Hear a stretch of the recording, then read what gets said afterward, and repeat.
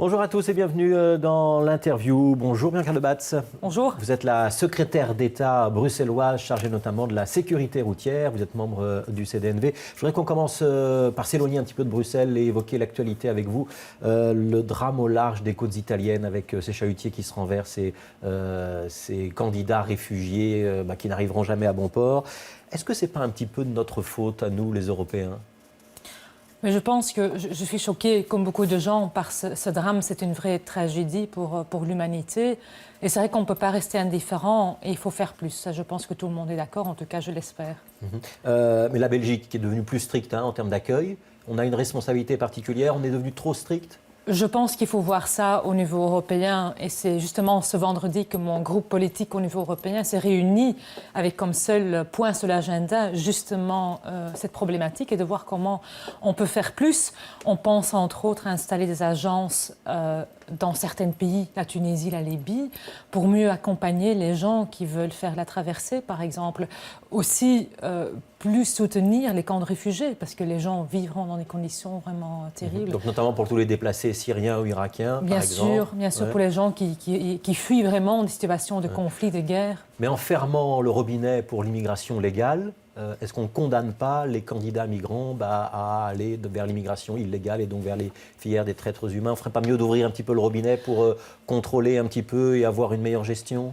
Contrôler en tout cas, mais je pense qu'il faut aussi... On accueille 300 réfugiés syriens pour la Belgique. C'est pas rien, mais c'est pas énorme non plus. C'est pas rien. Je dirais qu'on pourrait peut-être faire plus. On pourrait aussi penser à des visas humanitaires, comme on fait en Allemagne, par exemple, où on donne un permis de séjour temporaire pour les pays qui sont en guerre, où il y a des crises, des conflits très importants, pour que les gens puissent séjourner en légalité ici, chez nous ou dans d'autres pays européens. Le CDNV pourrait défendre cette idée ? On pourrait défendre cette idée, et donc c'est des visas humanitaires, on appelle ça. C'est un modèle qui existe en Allemagne, où donc pendant la période des crises ou des guerres, les gens sont accueillis temporairement. Donc on pense à plusieurs solutions, mais encore une fois, c'est un contexte. D'accord, de nouveau, ça sera de nouveau un bras de fer CDNV-NVA sur l'immigration, sur l'aide humanitaire.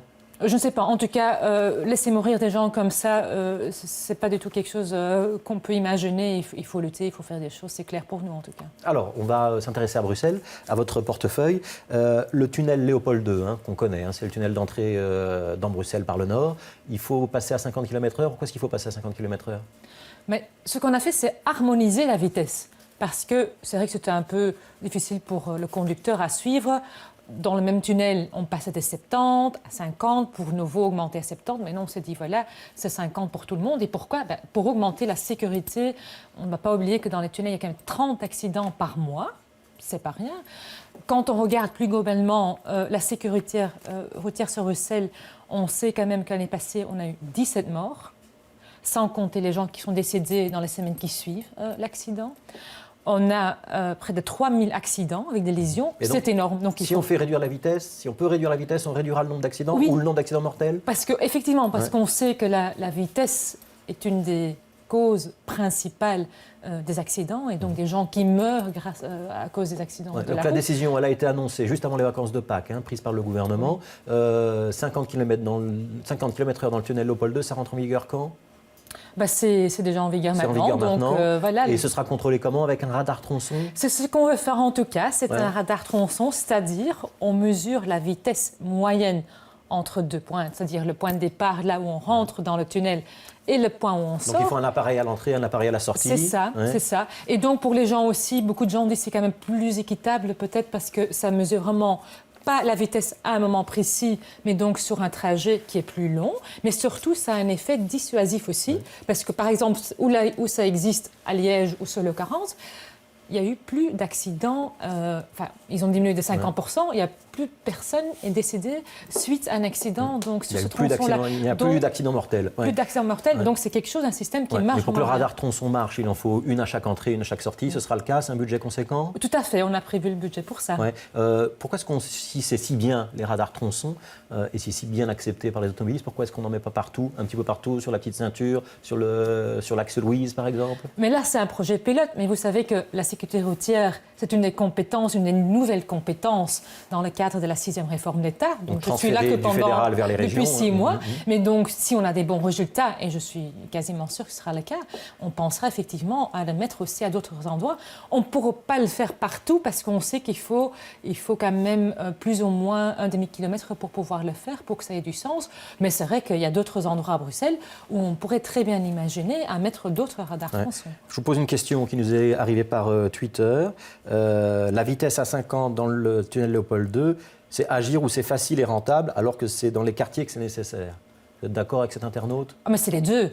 Il faut diminuer la vitesse, que ce soit dans les tunnels ou dans les quartiers où les gens résidentiels, disons, autour des écoles. Donc on va faire les deux. C'est pas l'un ou l'autre. L'argent sert à quoi? L'argent retourne dans les caisses de la région?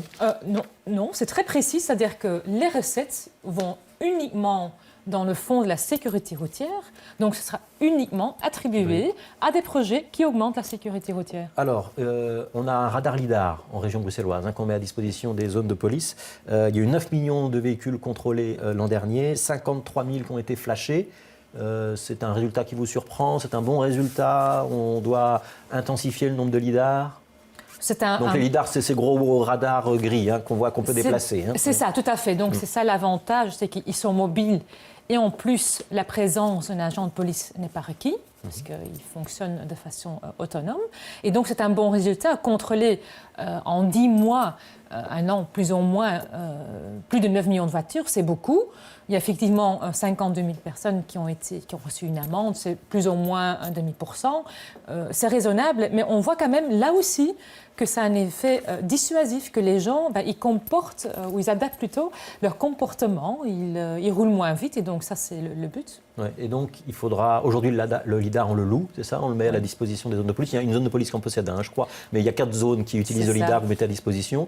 Il faudra en acquérir un pour la région bruxelloise. Ce serait un investissement rentable et intéressant. On pense effectivement, donc avec ce fonds de sécurité routière, d'équiper les zones de police avec des lidars. Et donc, je les invite dans quelques semaines à une réunion avec les zones de police pour voir quels sont leurs besoins. Alors, constater les infractions, c'est bien. Pouvoir les sanctionner, c'est là que ça commence à être vraiment utile. Est-ce que ce sont toujours la police, la justice qui vont le faire, ou est-ce que pour aller plus vite, parce qu'on sait qu'il y a un certain nombre de PV qui se perdent en route, il faudra passer par les sanctions administratives, c'est ça votre idée? C'est vrai qu'il faut les percevoir aussi de façon correcte, ces amendes. Et une des idées, en tout cas, il faut simplifier, je pense, pour que le parquet puisse suivre. C'est quand même le but aussi, pas uniquement de contrôler, après, il faut faire suivre. Et donc, une des idées que j'ai, effectivement, c'est de passer à des sanctions administratives. Donc, ce sont les communes qui peuvent ou agir la région, ou la pourrait région. aussi très bien passer à des sanctions administratives pour ce genre d'amende. Mais là, on examine. Donc, je ne veux pas me dire maintenant s'il va se faire ou pas. Il faut examiner. On est en phase de réflexion. Est-ce que ça a bien marché, cette réforme de l'État, avec toutes ces compétences sécurité routière qui sont transférées vers les régions? C'est une bonne opération ou pas? C'est une bonne opération parce que ça permet quand même de mettre des accents. Par exemple, c'est un contexte urbain. On sait que Bruxelles, c'est quand même un contexte urbain très dense, beaucoup de trafic. Et donc, c'est important de pouvoir même mettre des accents selon le contexte là où on vit. Est-ce qu'on va continuer les campagnes avec l'IBSR? On sait que dans la réforme, l'IBSR est un petit peu malheureuse et se demande si elle va être maintenue ou pas. Les campagnes Bob, la région bruxelloise continuera à les faire? Avec ou sans le fédéral? À Bruxelles, en tout cas, on continue à travailler ensemble avec eux, à travailler ensemble avec le fédéral. Je sais que mon collègue flamand voulait arrêter la campagne BOP. Je ne vois pas du tout pourquoi je devrais le faire, puisque la campagne BOP, tout le monde la connaît, ça existe depuis 20 ans. Et donc vous allez la financer, vous avez de l'argent pour ça? Et donc on va la financer. D'autres campagnes aussi, donc ce ne sera pas la seule campagne qu'on va faire à Bruxelles. On va faire entre autres la campagne BOP, ensemble donc avec le fédéral. J'ai une autre question Twitter pour vous. Pourquoi on lutte toujours contre l'alcool et la vitesse et pas contre les drogues, ou trop peu contre les drogues, nous demande un internaute? C'est une bonne question, mais on lutte aussi contre les drogues, seulement ce n'est pas ma compétence. Moi, je peux agir sur la vitesse. La drogue, c'est bien sûr le ministre de l'Intérieur qui est compétent pour les zones de police et le ministre de la Justice. Et ça se fait, mais c'est vrai qu'on pourrait peut-être intensifier aussi le contrôle sur la drogue. Mais ça se fait déjà. Bianca Debatz, est-ce que vous allez être populaire en mettant des radars, des lidars, des radars tronçons? Est-ce que c'est une bonne affaire pour un homme ou une femme politique? Je ne sais pas, mais ce n'est pas la question que je me pose. La question que je me pose, c'est comment diminuer le nombre de gens qui meurent suite à un accident ou qui ont des lésions. Donc je veux absolument augmenter la sécurité routière. Ça, c'est mon but principal. Une dernière question, il nous reste 1 minute.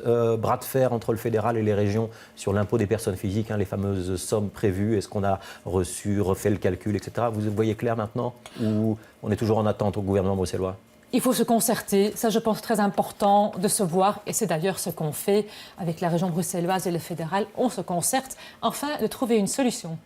Merci Bianca de Batz d'avoir été l'invitée de l'interview. Interview qu'on peut revoir sur la page YouTube de Télé Bruxelles et sur la page Facebook notamment pour savoir qui seront nos prochains invités. Suivez-nous sur les réseaux sociaux. Bonne journée.